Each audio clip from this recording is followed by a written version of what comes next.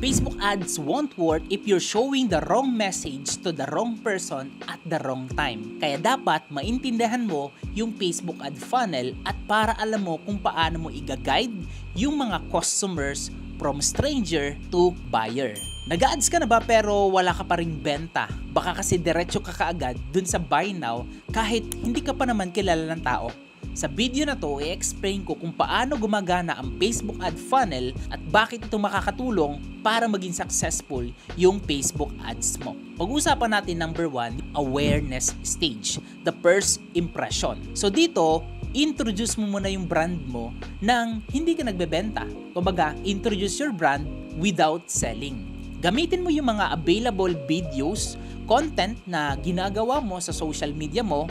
Pwede ito yung mga content na educational posts, educational videos, or yung mga entertaining content din para lang mapansin ka at mapakilala mo yung sarili mo dun sa mga audience.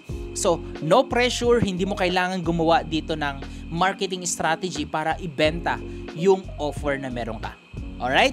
So, ang goal dito is makapag-create ka ng awareness dun sa mga audience mo. Dito nakakapag-build ka ng trust and familiarity. Ang goal dito ay ma-remember ka, no? Hindi yung bumili ka agad sa'yo. Ma-remember ka at makilala ka nila. So mas okay kung merong face ka sa brand. Kumbaga may muka yung brand mo. Kilala, merong someone or ambassador, may artista, may story. Kailangan ng kwento. May mga value-based content din at make sure na yung mga content mo na yon is relatable. No, napaka-importante po nun. So the analogy is parang sa unang date, hindi naman kaagad magpo-propose ka, 'di ba? So kikilalanin mo muna, of course, yung ka-date mo. Ang takeaway dito is start your funnel by creating content na pinapansin at pinapaniwalaan ka muna. Hindi ka agad benta. Pag-usapan naman natin yung main point number 2. Ito yung tinatawag na consideration stage. Kumbaga, nagtatanong na sila. So ngayon, paano mo ito magagawa? Educate and show the fruit. Ito yung unang stage na interested na sila. Gamitin mo yung stage na to para ipakita yung mga testimonials ng product or services mo.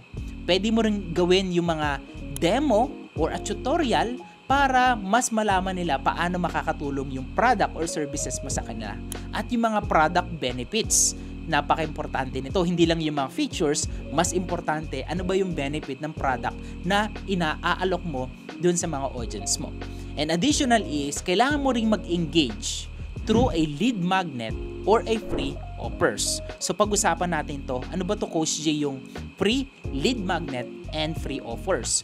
So ito yung mga pre-PDFs, pre-webinar, or a pre-consultations are good ways para magkaroon kayo ng conversation kasi pre-consultation yon, di ba?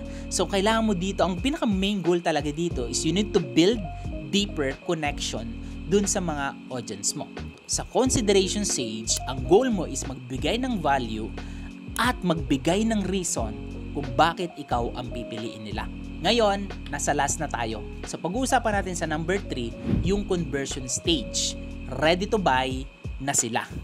Use strong call to action and scarcity. Dito ka gagamit ng mga shop now button, book a call, or limited slots para i-convert sila. Pwede mo rin gamitin na i-retarget yung mga taong nag-engage at pumunta dun sa website mo. Gamitin mo yung Facebook Pixel na tinuro ko sa'yo dun sa mga last video ko. Yung Facebook Pixel is yung magko-collect ng data and kapag ready ka na gusto mong ipakita ulit yung offer, yung services mo sa kanila at alam mong hindi pa sila bumili, magagawa mo yon sa tulong ng Facebook ads at ng Pixel.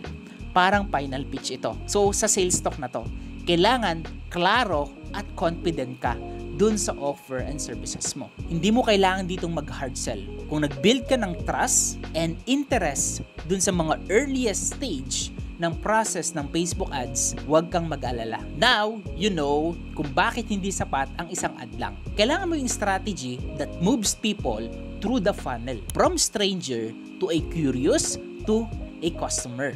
Ngayon, kung gusto mong malaman yung shortcut sa paggawa ng targeting, first stage, I highly recommend download my free targeting cheat sheet na ilalagay ko yung link sa ibaba ng video na to. Also, ilalagay ko rin yung link ng Facebook Ads community na ginawa ko. Right now, meron na dong 28,000 people na mga members, na mga aspiring Facebook Ads media buyer. So kung gusto mong mapabilang doon, I highly recommend to join for free, and doon din ako nagpo-post sa mga additional tips and advice pagdating sa Facebook Ads. Huwag mo rin kalimutan na i-like, i-share yung video na to, and mag-subscribe if you found this helpful. Sa next video, I'll show you how to find a target ideal customer on Facebook. So ready ka na ba? That's it for now. This is Coach Jay. See you on the next one.